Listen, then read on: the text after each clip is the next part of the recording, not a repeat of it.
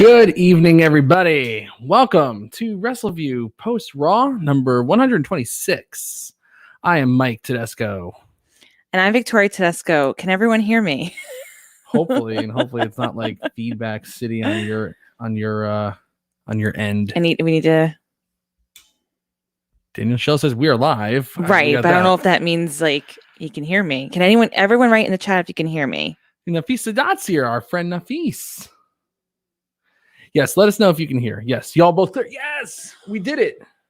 We did it. We did it. We did it. We got Streamlabs working here. Don't worry. Actually, Goosey, we have new curtains being installed tomorrow. The new curtains are here tomorrow. So that's going to be great. We're so excited. And we got Mr. Roy Nemmer here tonight. Mr. Roy Nemmer, we can hear you. All right. I love when Roy is here. Well, everybody, welcome to Wrestleview Post Raw number 126. Proud to say one of the most highly viewed videos on the Wrestleview YouTube channel. And we all know that you certainly don't come here to hear me talk. You come here for Victoria to hear her talk. She'll be talking a lot tonight. We'll make sure of that. And but before we get to do the talking, specifically Victoria there, we're going to say hello to some people here. Okay. All right. So we have King of Huecamundo here tonight. We have not seen King of Huecamundo here in quite some time. And a very astute observation from King of Huecamundo. Yeah, I agree. WWE Raw was bad. Yeah, it was bad. Actually, no, it wasn't bad, actually. It was kind of good. Yes, there were some things that were bad.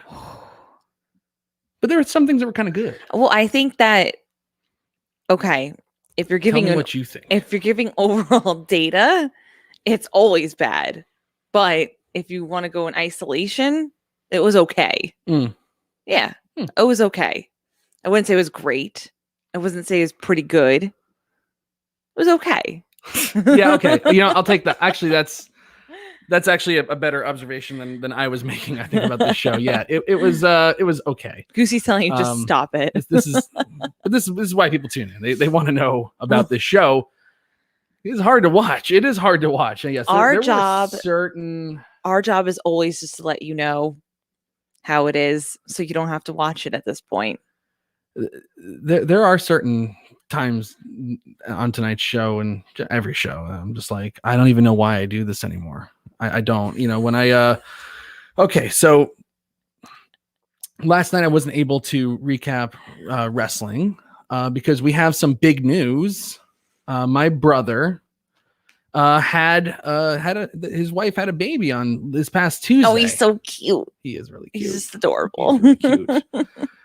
And they brought the baby home. The baby had to stay at the hospital for a few days. And then they finally got the baby home. It's still kind of COVID times here. And it was like, we were trying to arrange something on Saturday to see the baby, and his wife was tired. I mean, yes, she just gave birth. Yes.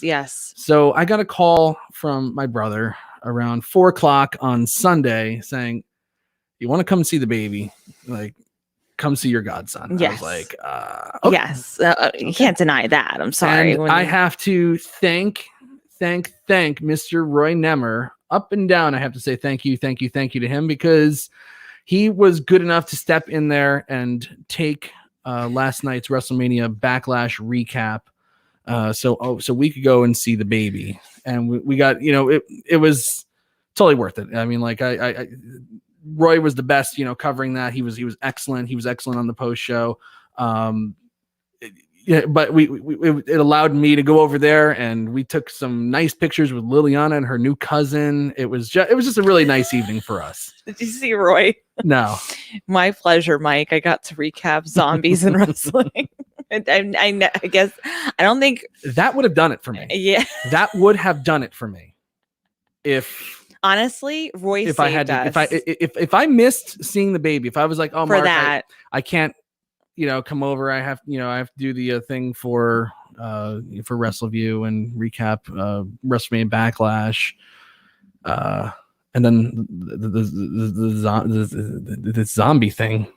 I'm still like really just shaken by it. I can tell. I would have gone fuck nuts. I think you would have. Yeah, I would have gone nuts. I don't blame you. I don't blame you. Nephew over pay-per-view. Nephew takes the cake. Sorry. Yeah, that's always going to be the number one option. It's tough. It's tough. Daniel Shell, if Victoria gets pregnant again, you might have to shut the show down. I don't know. I lasted for a good while when we did it. Up to 8 months on the show. Yeah, I did. No, actually, I think we only stopped when you went to Philadelphia. Everyone was talking about when I was there. Like, they thought I was going to announce that I was pregnant again. I am not pregnant, everyone. No. No, I did really well, actually. I really did. And then when I had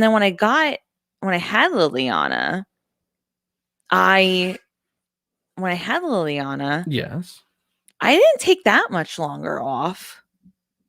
Like, I'm trying to think of when I came back. You came back like in December for the Lana Bobby Lashley wedding. Okay, so like you took off like 2.5, 3 months. Yeah, I think the baby was just about to turn 3 months when you came back. So I mean, I did pretty good. You did all right. You did. Yeah, up until we left for I left for Philadelphia. That's when I stopped. Yeah. Grash with the this is not a common feeling amongst people that saw the show last night. Grash enjoyed the Zombie Jack match. It's not like people have said it's like it's worse than anything the Fiend and Randy Orton did. I don't think so. But whatever goodwill Damian Priest was able to absorb from teaming with Bad Bunny, where he really was just a background guy. Bad Bunny was the absolute star of that match. But Damian Priest was there. He was a guy there. He was there. And, you know, like this should have been a star-making vehicle for Mr. Bunny. But unfortunately, what seemed to happen was he had no ideas for him. So it's just, let's just put him in an infinite loop of Miz and John Morrison, Miz and John Morrison, Miz and John Morrison, never ending. And then in the middle, we're going to put him throwing tomatoes and doing stupid shit. And then the next night, after getting his big victory at WrestleMania, he challenges Miz and Morrison to a 2-on-1 handicap match and loses. And now they've been playing catch up ever since. Yeah. There's something about the Damian Priest that it's not clicking for me at all. It just isn't. Yeah. No, I agree. Now, Damian Priest, they're giving him wins. You know, like tonight again, you know, for the millionth time, he's defeated John Morrison. They had a lumberjack match, a real lumberjack match this time, including the lumberjacks also included Nikki Cross, who we haven't seen in quite some time.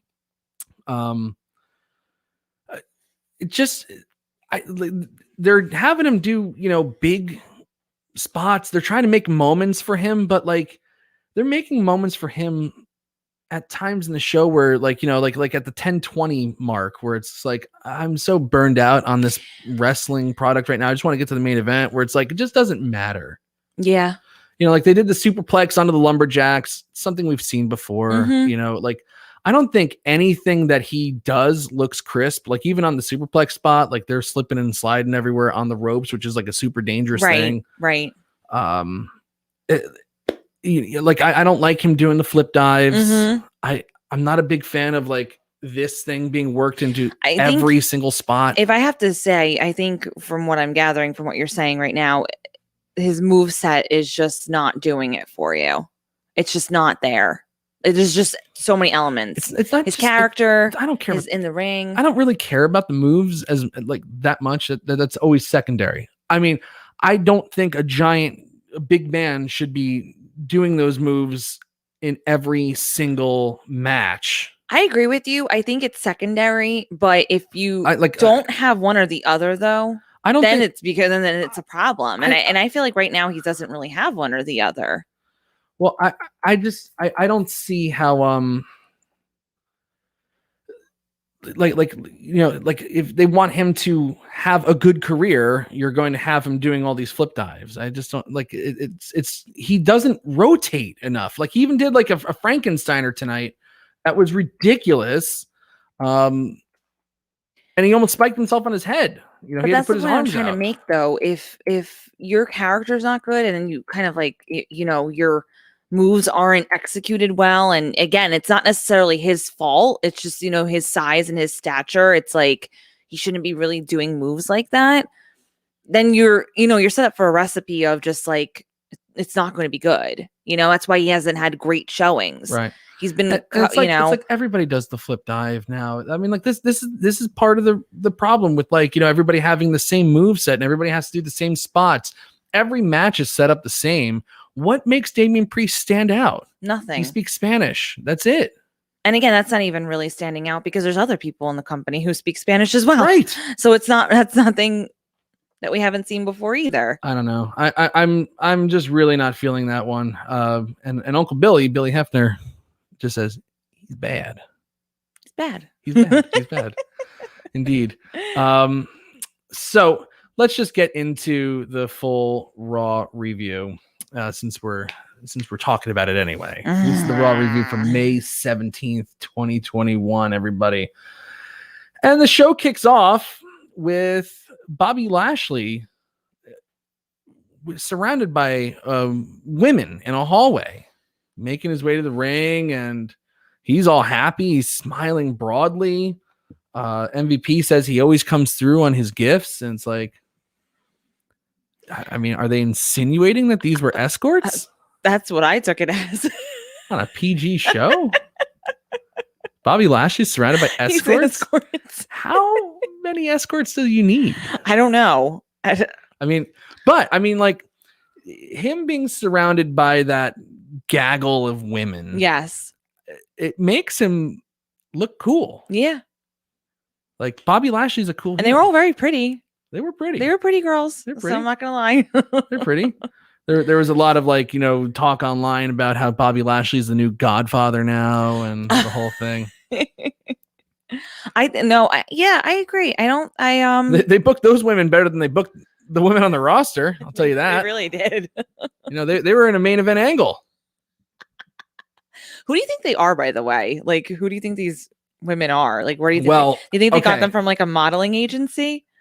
Maybe, but when the Godfather was doing the Ho Train thing, they would actually go to like the local strip club, and get some dancers, and they would just show up. Stop! I don't think that's what happened. That's what they used to do. I mean, no, I'm talking about now. No, I don't think they. I don't think they just went to like a local. I don't even know.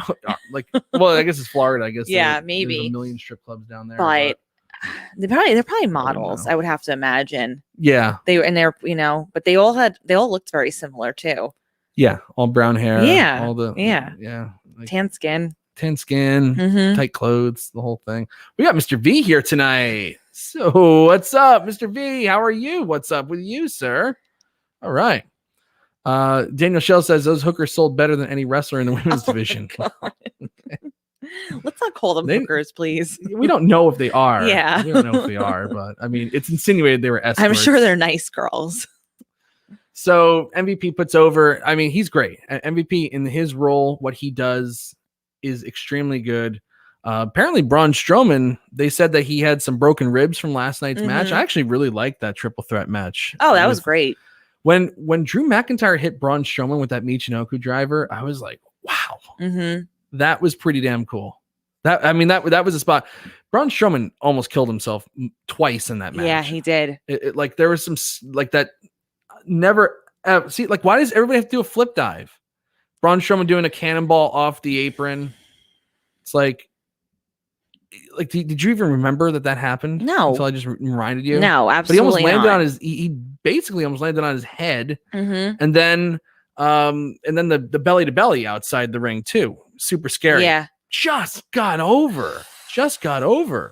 I don't like when they do stuff like that. I don't like that. And it's a throwaway spot. I mean, even if it was the spot, if that was going to be what takes Braun Strowman out of the match, then that's good. Right. I mean, hold on. If Not you got good, hurt, it wouldn't be good. Right. But I mean, then it's worth the risk because it means something. both of those meant nothing. Nothing. But it was just like, ooh, that happened. Yeah. And next. And, I don't know if I'm going to contradict myself by saying this, but you know how last week I was talking about, well, over the past few weeks, we've been talking about, things that have to serve a purpose. And, you want to save like the big stuff for like pay-per-views and things like that. But I think that, even certain things like pay-per-views, you don't need to do that stuff either.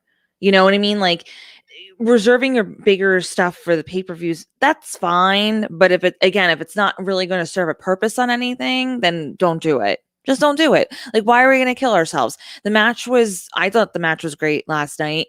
Didn't need those 2 moves. You know what I mean? He didn't need to like kill himself. Well, especially if he came within inches of, catastrophe. Right, exactly. Twice. I didn't need that. Everything else about that match was great. You didn't need that extra like, oh, okay. Right.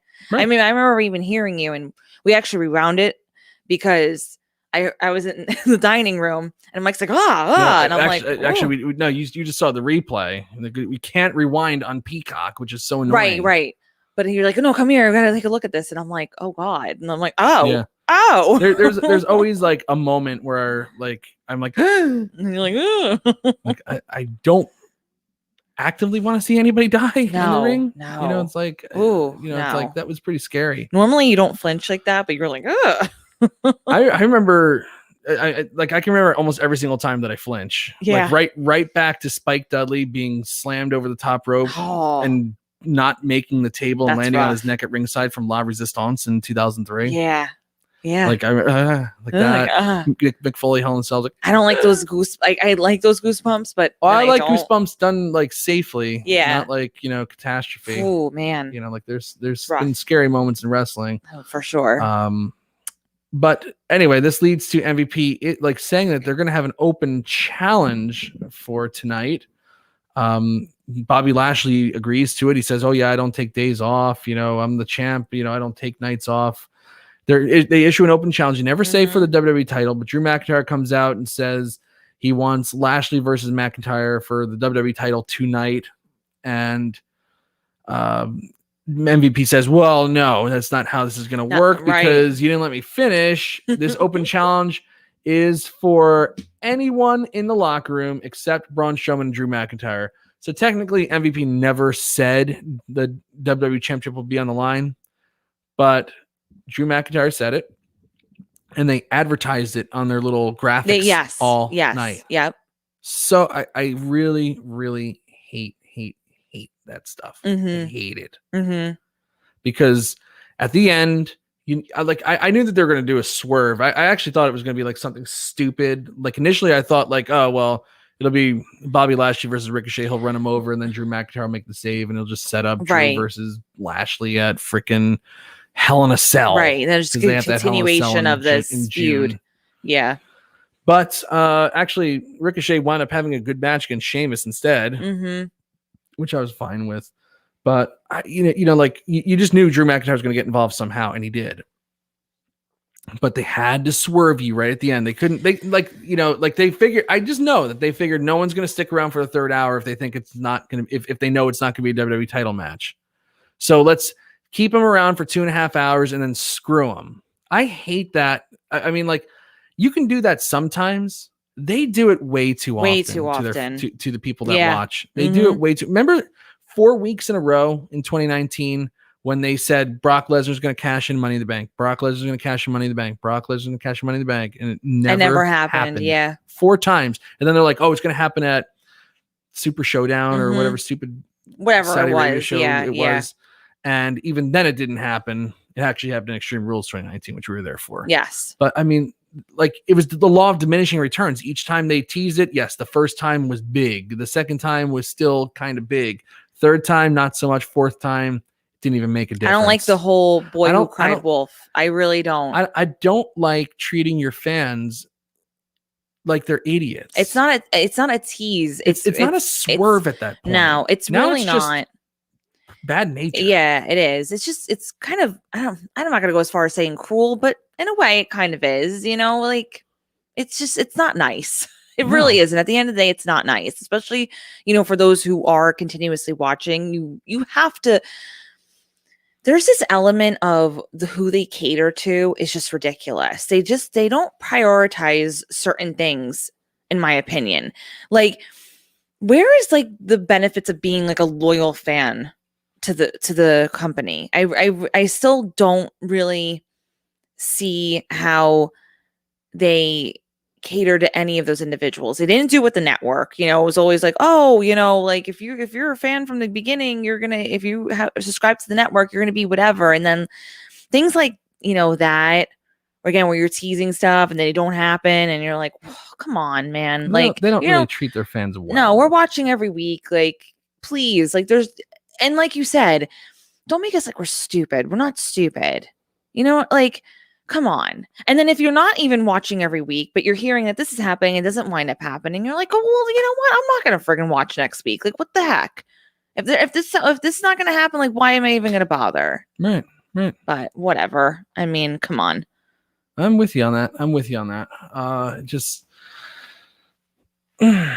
It's just off-putting to me. It's off-putting. So we get to the main event hour, or the main event time, and Kofi Kingston is the one that answers the challenge, which I liked.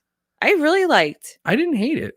I don't hate that decision, but the one thing that I had against it, was number one, like they immediately told MVP was like, oh, I never said it was for the WWE title, so swerve, haha, gotcha. Right, it's like, that's a Vince Russo thing to like, and WWE does this all the time. Like they have the ability to write a cohesive story. Like they generally, most storylines start out with a good germ of an idea. Like the seed is planted for something interesting. Yeah. But then they wreck their stories all the time because like most stories have a logical progression that they should go through. Right. Like you go from step 1 to step 2 to step 3. Maybe at step 4, there's a fork in the road. You can go one way or the other. Makes sense. There's a fork in every single step. Yeah. And sometimes there's steps where there shouldn't be forks, and they're like, but everybody knows what we're going to do, so we have to swerve them. Even if it doesn't make sense at all, they just do it because you weren't expecting it. We got you. But they do it at the expense of telling a good story. Yes. That's a problem. It is a problem. And they swerved us here tonight. Yes. Should Bobby Lashley be putting the title on the line, as a heel? No. So that part makes sense. But to do the bait and switch just to keep people watching into the third hour, that sucks. It sucks. It totally sucks. That sucks. It totally does. And everybody was talking about going for the WWE title. It was like there was no like misunderstanding there. They kept saying over and over again, yeah, the WWE title's on the line. WWE title's on the line. I don't like that. And they overcomplicate things. There's no need for like you said, every single little part of a story to have a possibility of this happening and this happening and this happening. Like, no, you don't need to do that. Don't overcomplicate things. Right. Don't just keep it simple. Keep it basic, simple, whatever. Right. But that being said, though, despite those, maybe like those swerves, I did really enjoy Kofi and Bobby Lashley together. This was a good match. Another one before we even get to talk about Kofi though, like the other thing that I had like a real kind of issue with was, we'll talk about it earlier in the night. Kofi Kingston and Xavier Woods, they've gotten themselves involved in a storyline with Randy Orton and Riddle, RK Bro. Actually Kofi Kingston actually pinned Randy Orton earlier tonight as well with some distraction, just like he pinned Bobby Lashley with some distraction. And then Matt Riddle shoved Xavier Woods down. So there seems to be a little feud going with RK Bro and the New Day. It's like Kofi Kingston, we know, is already involved in something. Yes. And, like he beat Randy Orton, he beats Bobby Lashley. I don't think that they're just going to drop everything and have him go for Bobby Lashley when Drew McIntyre is waiting in the wings. So it's like nothing could be accomplished here with Kofi Kingston.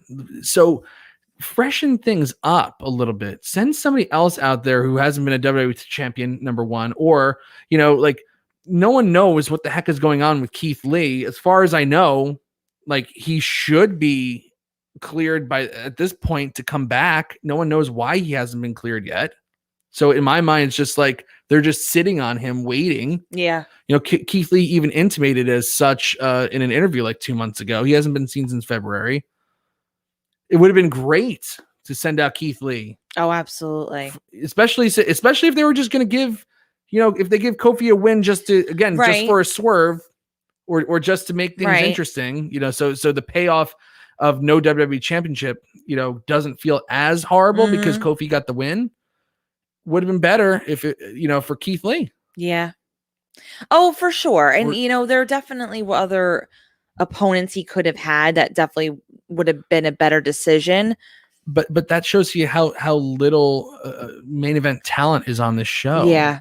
That they had a, like I went through the roster last week. Remember? Oh, I remember.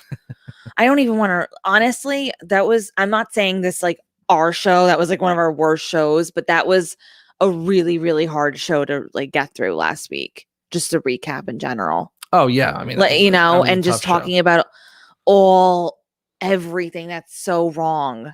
Like when we really broke it down, there's so much going on that makes this not okay. Yeah, it really is. But we went through the main event talent. It's like Randy Orton, Kofi Kingston, I guess you could say is main event talent still. Drew McIntyre, Bobby Lashley, Braun Strowman, and Bray Wyatt. That's it. Yeah. That's it. That's it. Bray Wyatt's not around right now.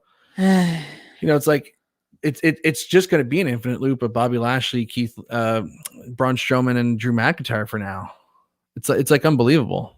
But I guess if Keith Lee isn't going to be around, he's fallen out of favors with the old man, like Michonne Walls said. Yeah. Daniel Schell saying that Keith Lee is another WWE bust. I'm surprised that they didn't just bring Keith Lee back in the lumberjack match as a lumberjack. Yeah, really. Like he's just a total nothing burger right now. Really stinks. That said, I guess that's the best, person that you could possibly use was Kofi Kingston. I just, I mean, listen, like it was a good match. It was a great lot of fun. Yeah. It was a lot of fun to watch. I really did enjoy it. I really did too. But they made no. There was no gray area here. There was no ambiguity here. It was Drew McIntyre is the star at the end of this. Of course. Drew McIntyre is the one raising Kofi Kingston's arm. Yep. Drew McIntyre is directly responsible for the finish. Mm-hmm. Bobby Lashley was mad at Drew McIntyre, not at Kofi Kingston. Yeah. The announcers were talking about Drew McIntyre. So this win, it's great, cool. Kofi Kingston's feel good moment for now. It means nothing. And honestly, what'll probably happen is next week, they'll probably do something where Riddle is facing Xavier Woods, maybe, and Bobby Lashley will interrupt the match and destroy Kofi Kingston or some shit like that. Yeah, you know what, though? But then again, that's a logical thing for the heel to do. So, swerve, we're not going to do it. Right. It's like it never happened. I think that, though, I'm very conflicted right now because I agree with what you're saying, but then there's a part of me that slightly disagrees that if this is kind of the route that they're going with, yes, would it have been nice ideally to have somebody like Keith Lee come out who they've just been not using and misusing? They're just whatever. We don't know we really don't know what they're doing with him because they're not doing anything with him at this point. But a part of me is like, if that was the initial intent of Drew McIntyre looking like the star at the end of the night, the main focus, the main priority, he's still the one that's going to be most likely continuing this feud with Bobby Lashley, then yes, I would rather not have someone like Keith Lee to come in to make somebody else look strong.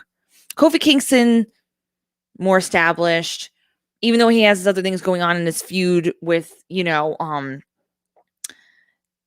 his feuds and whatever, I still feel like that it was a better choice if they're going to have somebody like Kofi involved than Keith Lee coming in and them just misusing him even more so than they already have. That's actually a good point.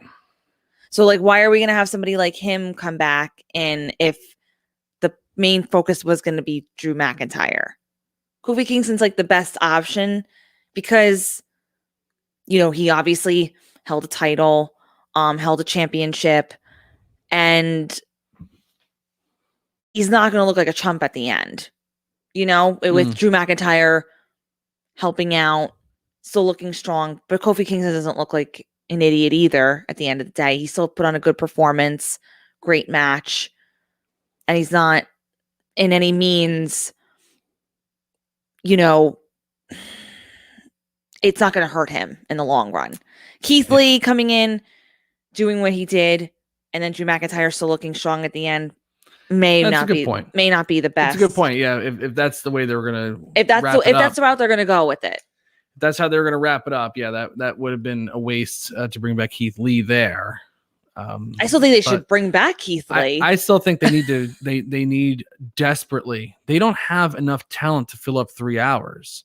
It's not even it's not a question of like, oh, it's COVID that's preventing them from putting on a complete show. And why is Kofi Kingston have to have 2 matches in one night? It's because they don't have enough people.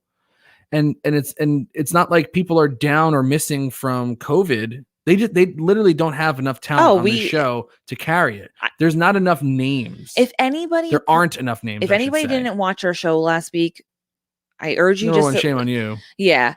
But I urge you to watch at least that one part where we literally went through the entire Raw roster and explained in full detail. Because I, to be honest with you, I did not even realize it myself until we broke it down last week, just how little that we're either just not using people or using the same people, or they don't have anybody either. It's crazy.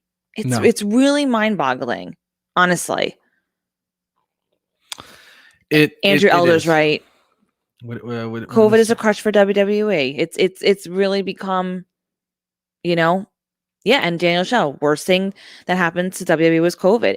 It truly was, because for the longest time, even myself, I even was saying that, it's COVID. I think we're well past that now. I told you months ago that we need to stop giving them a free pass because I did, and I was doing They should have used this as a time to start telling good stories, because you really don't have to swerve the fans when there's no fans there. Right. That's very true. Very, very true. If anything, it made them worse. That because COVID exposed how bad the WWE. You guys are like killing it right now, by the way, with all your thoughts. That's why I like StreamYards, though. I like being able I like to knowing that. It's like we're having conversations with exactly. a bunch of people. It's everyone's right. Daniel Shell again, spot on here. A lot of sports have rebounded from COVID except pro wrestling. Yeah. Well, I mean, the big talk is that Money in the Bank in July is going to be in front of fans, which that would be a welcome change. But the damage done to this company on its own doing, these are all self-inflicted wounds. They're killing their fan base, death by 1,000 paper cuts here. Yeah. And it's hard to say that they're killing their fan base. They are number one on cable. The Raw is number one on cable, every week. People are going to watch wrestling regardless of how bad it is. Partly, I think people like to just go online and complain. It's wearing at me though. It's like, damn, like sometimes I really just like this show's so bad. It's like there's no coming back from it. You can't reset it. It's that bad. But if they're gonna try, when they get the fans back, if they've been holding out on all their great stuff until they get fans back, which I don't think that's true. I think they built that WrestleMania show up knowing they were going to have fans there. Yes. And that's the best product they could put out with what they currently have, because they kill everybody. They 50-50 them to death. I was dying for one WrestleMania where they don't rely on one old person to, draw in a gate. And they didn't. This year they went with what they got. And I wanted that to happen. Oh, it needed to happen. You need to do that. You need to see what you've got. Mm-hmm. I've said that for probably since post-Raw day one. You need to see what you've got, or since we've been talking WrestleMania especially. And what they have isn't that great. It just isn't.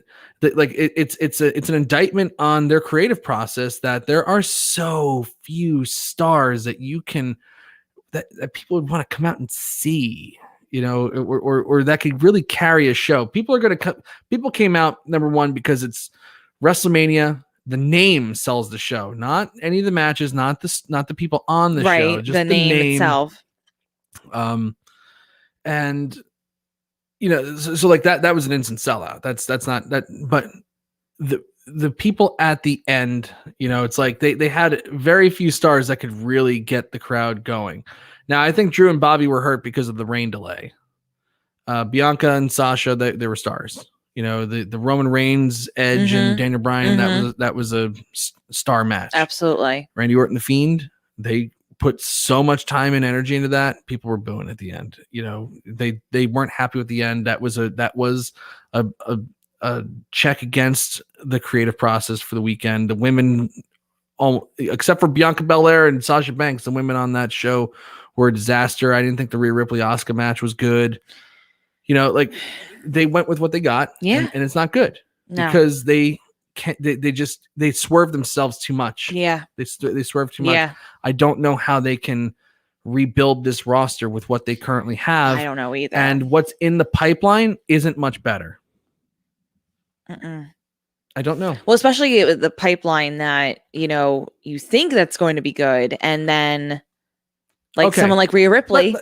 Let's go back to this stupid freaking lumberjack match. And I don't really care about Damian Priest or John Morrison.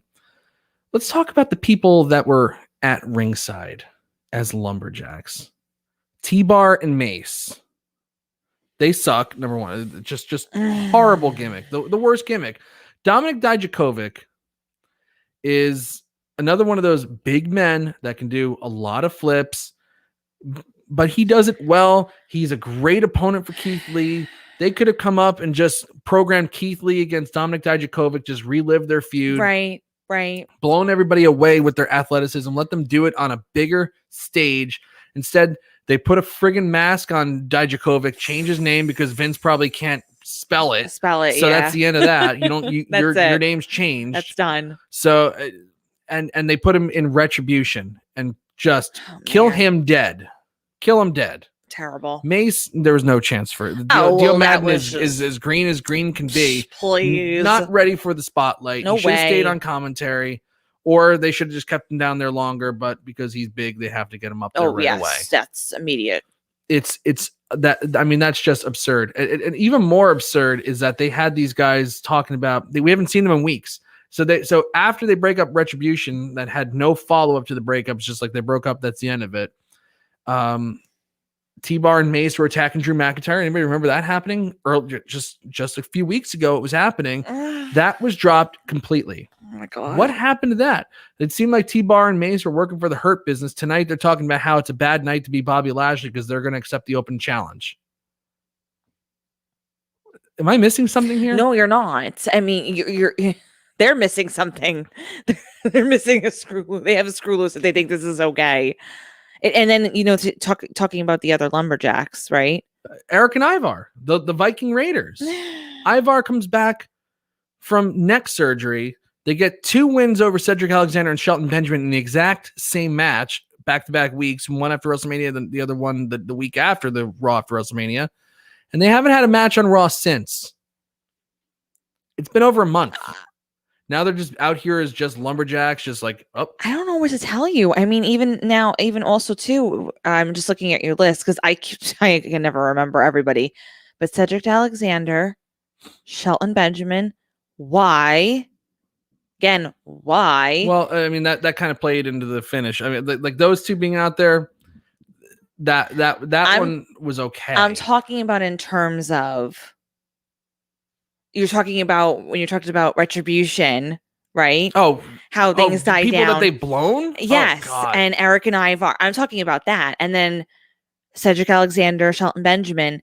Yeah, okay, they may have played into it later on, which that's all fine and dandy. How about Nikki Cross? We haven't seen her on Raw in months. She's months. Really good friends with Alexa Bliss, and you know she was. That's another built-in and feud. Built-in feud. You could. I mean, if you want to do the fucking magic act, you can do that with, you know, Nikki Cross. But that's what I'm saying, though. Like, or they're struggling to find women for Rhea Ripley to face because just like the men's main event scene, the only women on Raw for Rhea Ripley to face are Charlotte and Asuka. Okay, Mustafa Ali. He was a huge part of Retribution, and then he was the leader of Retribution. That was the big. That was reveal. The big story. That was the big reveal. Yeah, was the big story. Was Mustafa Ali. Titus O'Neil, fine, like whatever. He was the host of WrestleMania. Yeah. Like to me, he's retired. To me, he's just like they just use him when they can. Kira Tozawa was the new 24/7 champion. Yeah, that doesn't mean anything. Yeah, no. Lucha House Party last week. They were doing a hype package for them, saying like, "Oh, we're going to be something special," and now they're not. Yeah. That's what I'm saying though. But like Mansoor, that's the one I really want to talk about. Okay, because I was not on the Mansoor train, right? Because he was hired because the Saudi prince liked him. He's from Saudi Arabia, and it's like he's being put in those big matches, and it just felt like he was being shoved down. He legitimately was being shoved down your throat. He won the biggest battle royal ever, the 50-man battle royal. No one even knew who he was. I remember recapping that match, and I was like, oh wow, they gave it to Mustafa Ali. And it was Mansoor because they look exactly alike. So they cut Mansoor's hair to stop that from happening. But then he went on to have a good match. He had a great match against Cesaro at the Super Showdown or one of those shows, Crown Jewel, whatever it was. And he also had a good match against Dolph Ziggler. They were putting him in big match after big match after big match on the Saudi shows only. And he was maybe making an appearance here and there on NXT television, but he wasn't embarrassing himself. They were putting him through the system and building him up. Mm-hmm. He actually, and they were counting it. WWE was counting it. He actually went 49-0 in his matches. Gets called up to Raw, loses his first match by DQ, gets bro kicked, so that that he's nothing. And he doesn't appear last week. And he wasn't on the kickoff show last night facing Sheamus. Instead, they had Ricochet. And tonight, he is just a lumberjack. This is a guy who they've been building for like 2 years now. Yeah. They made a big deal when they signed him. The Saudi prince loves him. Mm-hmm. They're going back to Saudi Arabia later this year. Right. Saudi Arabia's opening up, and they're going to bring WWE back. They I can assure you of that. Yeah. They're going to want Mansoor, and they'll go crazy to see him. But it's like I like if you're gonna push this guy just for one show and then it just doesn't make sense. No, push it like make it make sense. Mm-hmm. Push him like he's something. I think the guy can actually cut a good promo. I think he has a good look. I think he can have good matches. Instead, because he's not a giant guy, he just is another guy. He's gonna be another guy. It's crazy. What's weird about it is they would have missed Shawn Michaels. If Shawn Michaels debuted now. Yeah, you're right about that. They'd shave his head. Yeah, they would have totally just glossed it over him for sure. They'd cut his hair. They'd shave his head. Oh yeah, he wouldn't be nothing. He'd be getting bro kicked every week. Yeah. Steve Austin. He'd probably be the third member of the Viking Raiders. Like what's going on here? Be the third member of the. Could you imagine Steve Austin? Imagine that.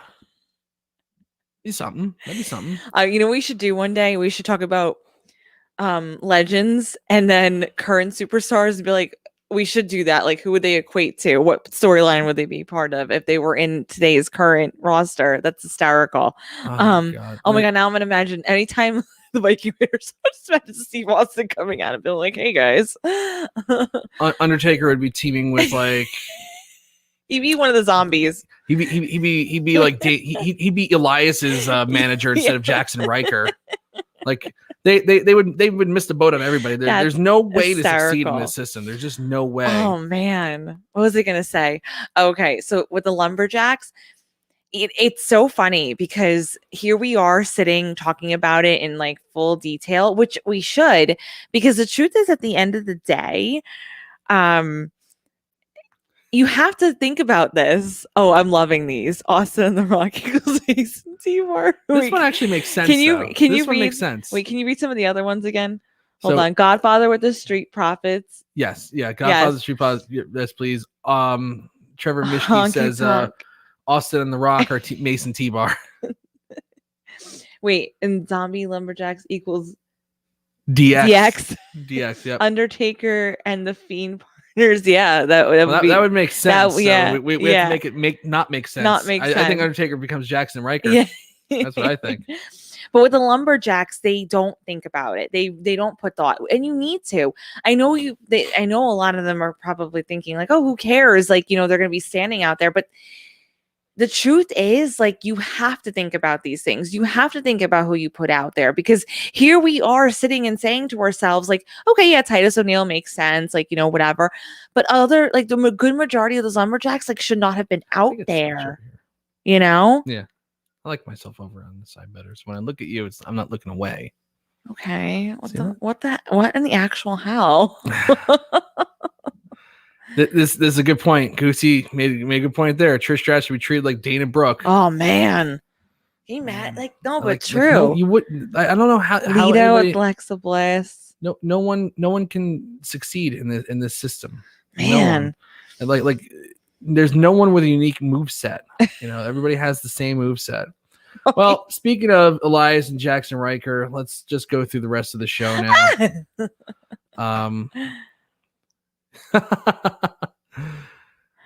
There you go. We take care of Nafis Sadat here. That's perfect. That's all I care about.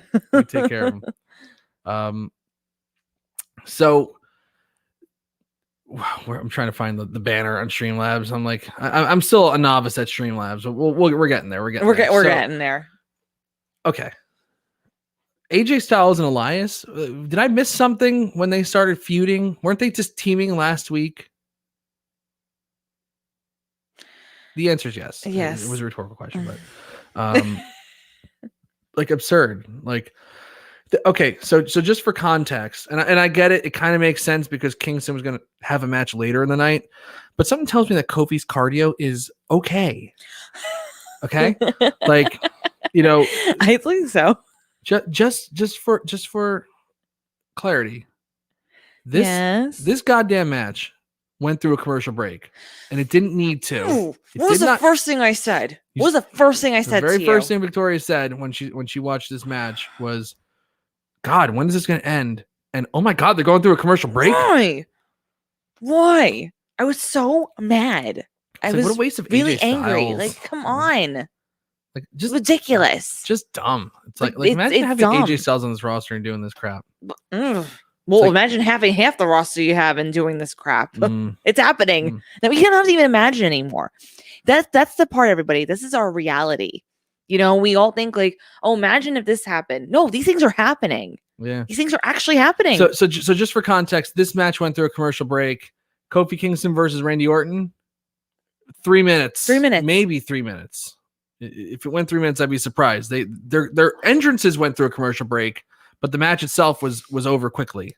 Xavier Woods gets a distraction with the trombone, and Kofi Kingston rolls him up.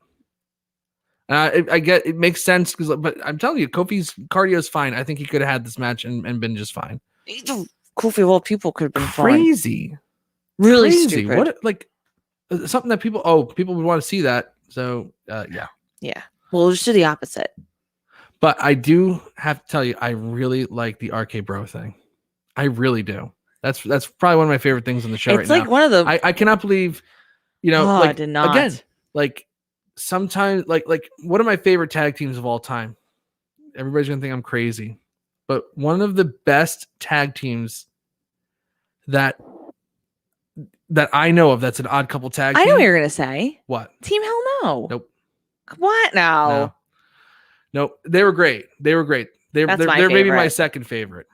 My second favorite odd couple tag team. First, Booker T and Goldust.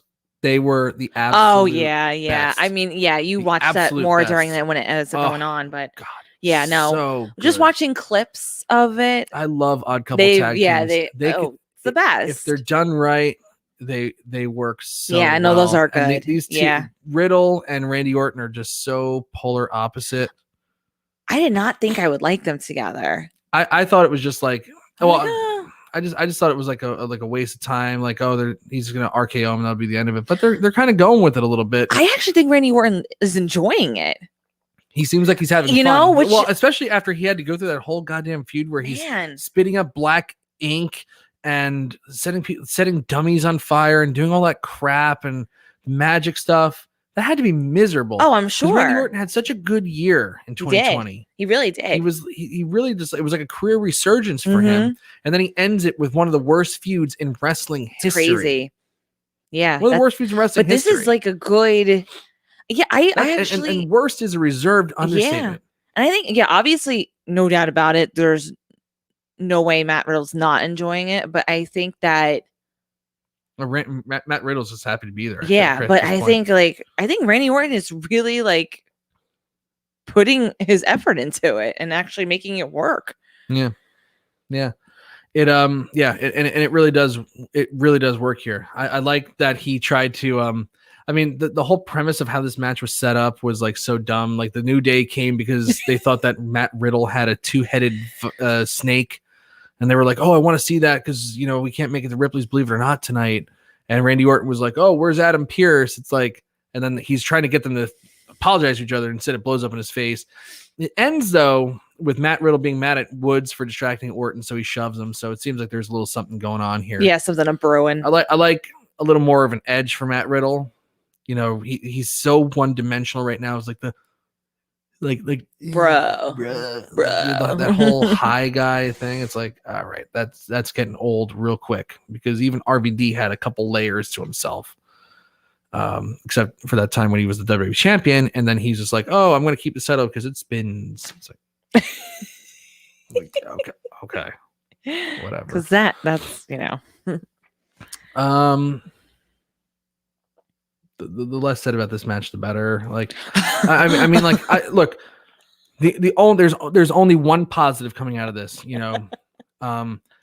Angel Garza's on TV. That's the only positive coming out of this. Very true. He may be on TV because Vince finds it funny when he shoves flowers in people's orifices. But whatever gets you on TV, man, he has a chance to do something. And I think this guy is such a great talent. It's like, my God. Like, how are they missing the boat on this guy? How? They put their eggs in the basket in one and then not the other. It's just weird.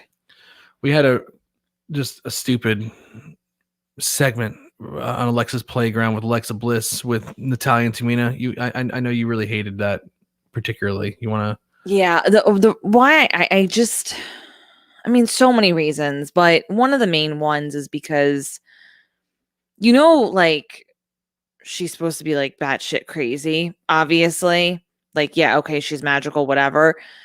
But she's not supposed to be all there. She's going to be weird. She's going to be scary. Like, why would we even pretend? Like, this isn't, what was her old segment called? The show? A Moment of Bliss. A Moment of Bliss. This isn't a Moment of Bliss anymore. Like, she shouldn't be, like, interviewing people, right? If somebody else was interviewing Natalya and Tamina and she interjected and came in and appeared and even to what her character is at this point, like, allow her to be her character. So if they're getting interviewed by somebody else, right, and then she just magically appears, that's one thing, okay?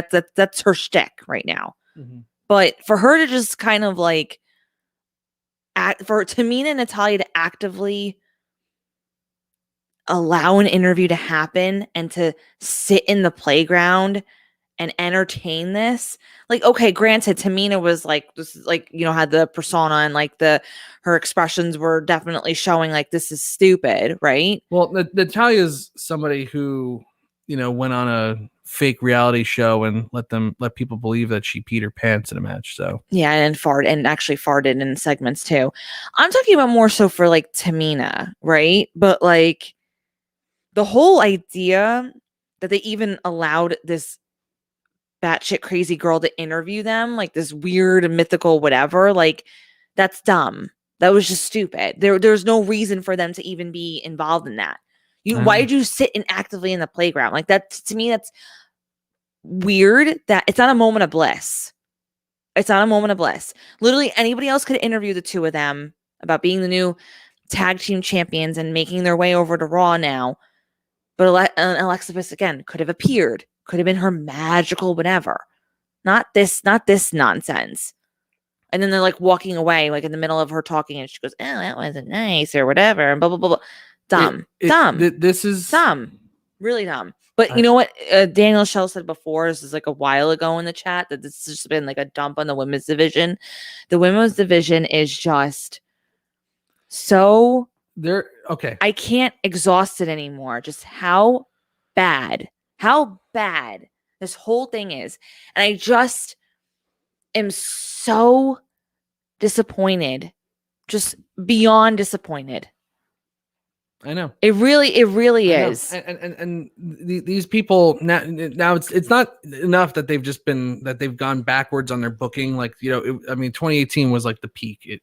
That's the strongest it's ever been. Maybe 2019 peaked, I guess, you know, with the main event of WrestleMania. But I think like Evolution for me was the peak, and everything else was kind of down since then. Like how far they've fallen from that high point is staggering. Absolutely staggering. They've brought nobody up with any real success. Rhea Ripley is there. Like they essentially did the same exact thing they did last week with Charlotte facing Asuka and Rhea Ripley at ringside, just like like that's her thing. She just smiles. It's like so like stupid, and like she's a total nothing. Mm-hmm. Like and who else have they? I mean, Bianca Belair is the only one that's been successful since that they brought up since Evolution. Yeah, no, you're right. I can't think of anybody else. I literally can't. I'm sorry. Who is excited for Evolution? Who? Who thought Bruce that Pritchard must be on mushrooms or something like that if he thinks that bringing Eva Marie as a face is going to work, especially if they start getting fans back in July. You think she's going to be a face much longer? Who's going to press the cheer button when she comes out? People know who she is. It's not this random girl coming up. Nobody has any idea. When I was a little girl, I wanted to be Angelina Jolie. What? Not even a wrestler. Not even like, okay, I want to be Trish. I want to be Lita. I want to be whatever. No. Angelina Jolie. She's an actress. She's not a fucking pro wrestler. The whole Evolution, again, if she has to come back, right? If she has to come back, if this is what this huge thing, because she's going to be the saving grace for the women's division, right? Let her be the heel that she was, because right before she left, she had a really funny thing going on where like she wasn't actually wrestling. She was coming out, and they had her her attire came off, wardrobe malfunction, whatever. They had every other thing, whatever. But like, come on. Crazy. So now everybody has to sell for Alexa Bliss and do that thing. She comes out during this women's tag team title match, which was a total nothing match. And it seems like she's targeting Nia Jax and Shayna Baszler last week. Shayna Baszler's leg magically gave out. And this week, Reginald gets blown up by Pyro. And she's just sitting there laughing. It's like so stupid. I can't.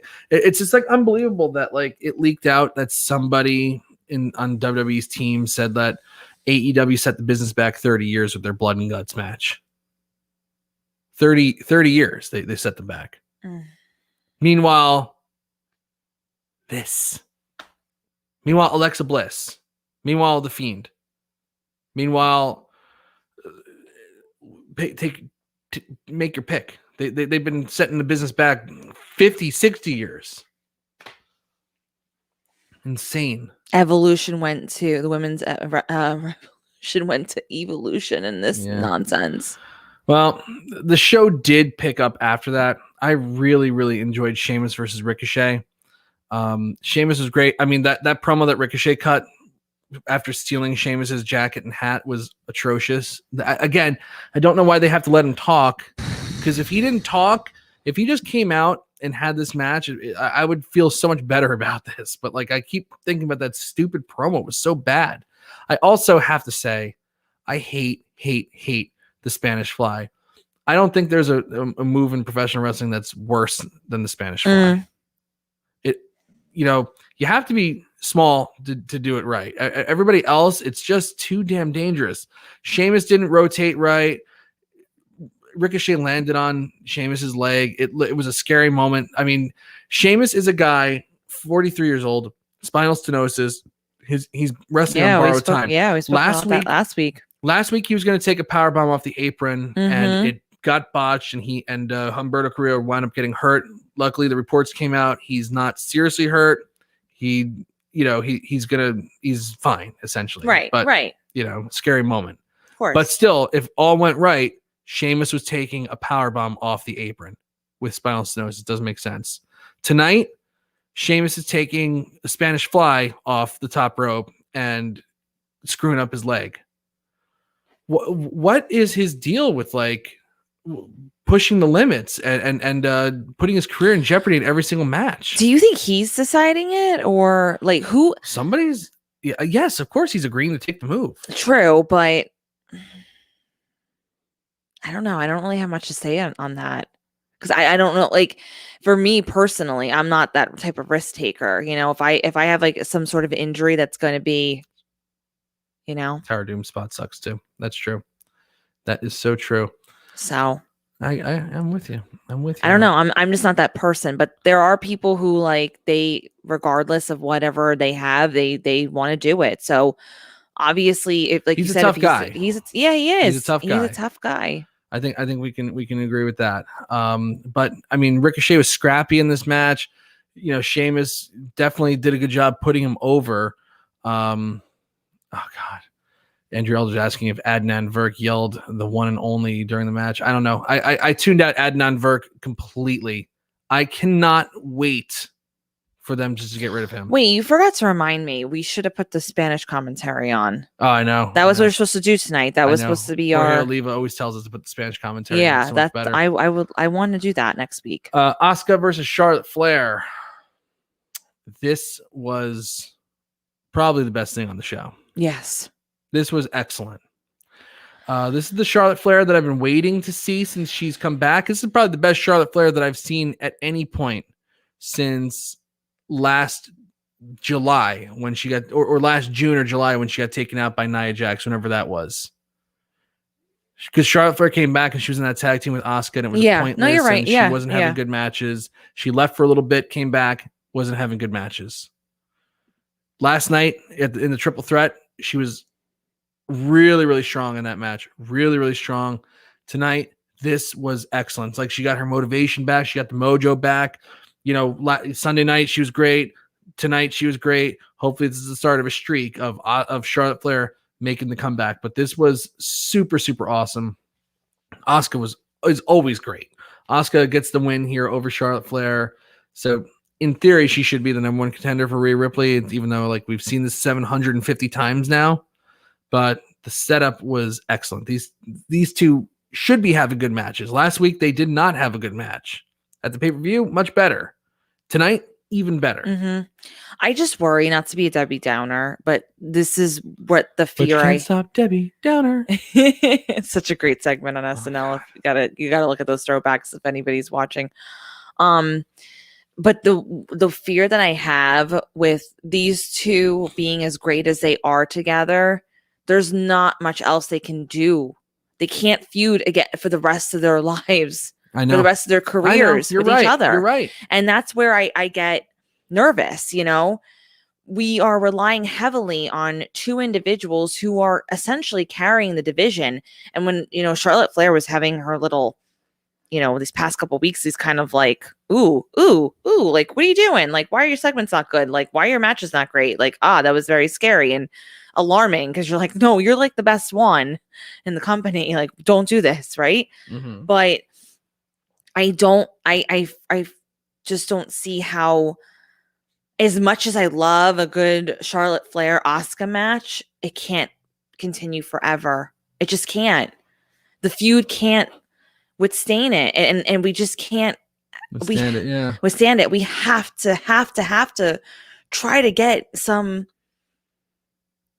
women that can be at their level, not completely, but at least when you're looking at a feud between them, it looks legit. There's nobody at their level, literally nobody. And Rhea Ripley, in theory, was supposed to be right She up should in have there. been, and she's not. And she's just not. Because of the WWE booking machine. Absolutely. That we literally just went through. And I hate with the to Lumberjacks. poo-poo over, a great match tonight. A great match last night, but an excellent You're offering match tonight. a sobering reality. But this is the fear. You can't rely on just these two women. You don't have Becky right now. Right. Ronda Rousey's pregnant. Like, we need. And then they let go Mickie James. And I'm not saying like, oh, again, Mickie James is going to be like, be a needle whatever mover, but she's somebody else just to kind of break up the monotony. Absolutely. They have Nikki Cross that they don't use for months, and she's in a lumberjack match. My back is killing me. Just figure out a way to get Nikki Cross over just enough, just to have a passing title match. Just something to break up the monotony of the same old. Because it always cycles back. This was a great match. It was, but it always cycles back to those two. Right. We talked about the lumberjack match already, and Kofi Kingston getting the win. I don't think we missed anything from this Raw. If somebody could tell me if we did, that would be really, really excellent. So, just going to share my screen real quick so you can see the poll for tonight. So I want to know what everybody in the chat room thought of Monday Night Raw. Do you give it a thumbs up or a thumbs down? If you didn't see it, just listening to our recap, what do you think of it? How do you think the show went? Give us a thumbs up or a thumbs down. Hopefully you enjoyed the show as well. This is a close one now, because there were some good things in the show tonight. There's still understandably some real problems, but they gave you enough good stuff tonight where you're going to wrestle. You might wrestle with the decision a little more. So 47% thumbs up, 53% thumbs down for now. Victoria, what do you think of this match? As much as I loved certain things, I still have to give it a thumbs down. And again, it's not, I'm not going to sit here and be like, oh, majorly 2 thumbs down. It's just a solid thumbs down. Okay. But it's not the worst show that we've seen in over these past few weeks, because there's definitely been, we've seen some of the way worse shows. Yeah. What about you? This one's tough. It's tough. I think they laid the groundwork for some good stuff. Again, they're going to swerve themselves out of a good story, but for tonight, I got to give it a thumbs up. Wow. I'm actually very shocked. I'm very shocked. I'm going to give it a thumbs up. Okay. So Goosey gives it a thumbs down. Thumbs in the shitter that even the shittier would have found a Raw offensive. Nafis Sadat, never watched, but I'm willing to jam my thumb down any orifice that Garza wants. Thumbs down from King of Hucamundo. I didn't like the Alexa or Nikki, no use. Machine Walls gives it a surprising thumbs up. And again, I'm not alarmed by people being like, oh, thumbs up. I'm not alarmed. Quentin Walters did the right thing here. My thoughts, my binge watching of The West Wing was totally better than Raw. I watched the West Wing over the winter for the second or third time. He did. I just love that show. I am in love with that show. Just one of the best shows that's ever been on TV. Post Raw, thumbs up from Quentin Walters. Reed Andrews. Didn't watch. Sounded like I'm glad I followed your advice. Thumbs up for me not watching, and thumbs up for this show. All right, Andrew. And Billy Hefner, for the last hour, I give it a thumbs up. Yeah. And again, that's I think everyone's giving a fair assessment. Yes, absolutely. And honestly, Daniel Shell gives it a Martin Sheen thumbs down. That's Josiah Bartlett there. That would be President Josiah Bartlett giving it a thumbs down. Yeah, it's that one was tougher. I mean, there are real issues on this show, but for one night, they did just enough to get that thumbs up. Now, not a lot of news going on in the wrestling world, but one thing I definitely want to comment on is the passing of hardcore legend New Jack. Jerome Young, 58 years old, had a heart attack on Friday and passed away. New Jack was about as real gets in professional wrestling.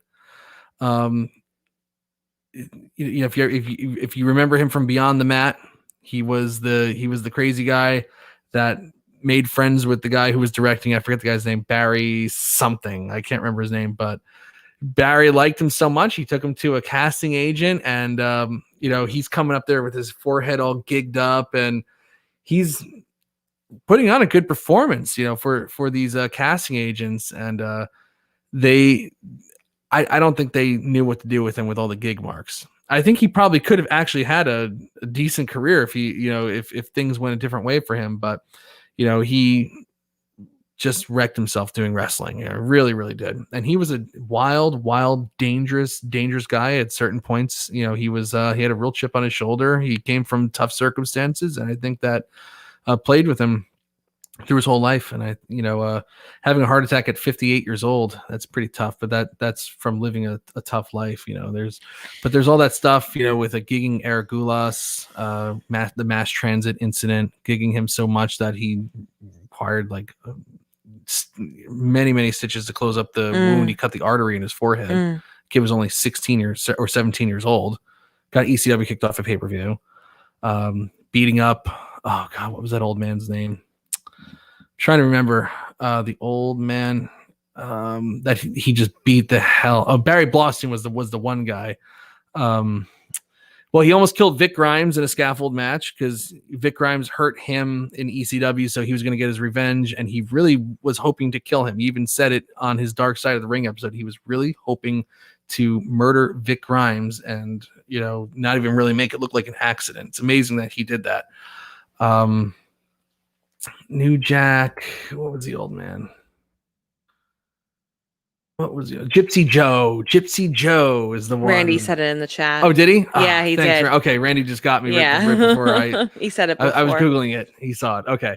The Gypsy Joe thing, he was beating the guy over the head with a baseball bat. He was a tough dude. He rough around the edges, but the real Jerome Young, I know I know his agent, Mr. Eric Sims.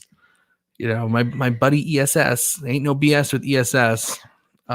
Eric Sims loves you. Loves me. I really like Eric. Eric talks about how New Jack, outside of wrestling, was just the most regular of regular guys. That's great. I mean, he definitely had an edge to him, but he was he was a real nice dude, and he leaves behind a family.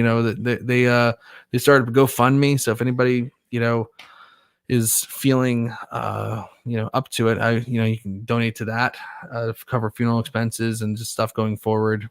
Because again, tough lifestyle. Wrestling the way that he did and things that he did before that as a bounty hunter doesn't really allow for you to have any other jobs that would allow you to accumulate a nest egg. And he was too wild for WWE. Even Paul Heyman said on Talking Smack, there's no footage that we can show of New Jack because it's just too wild for a too PG crazy show. So I felt really bad about that. That really bummed me out on Friday, because just wild dude. He seemed to be having a nice little, like his Dark Side of the Ring episode kind of, reintroduced him in a different way, I felt. And he was kind of, you see him on shoot interviews and stuff, he was kind of seemed like he was making the turn of just kind of going into his older years a little easier than he did his younger years. So rest in peace to New Jack, and wrestling great, a wild dude, a scary dude. I remember when I was a kid, when I was a teenager and I was really thinking I want to be a professional wrestler, I was always like, oh my God, if I became a wrestler, what if I was on a show and they booked me against New Jack? I'm not even kidding. I actually, because I watched Beyond the Mat way too much. And I remember when New Jack faced, I think it was Darren Drozdov on the show, on Beyond the Mat. And he took a toaster and just jammed it right into his forehead. I was like, man, I don't know if I could ever wrestle New Jack. I don't think I could do it. So New Jack's the reason why I never even tried to be a professional wrestler. He was too scary.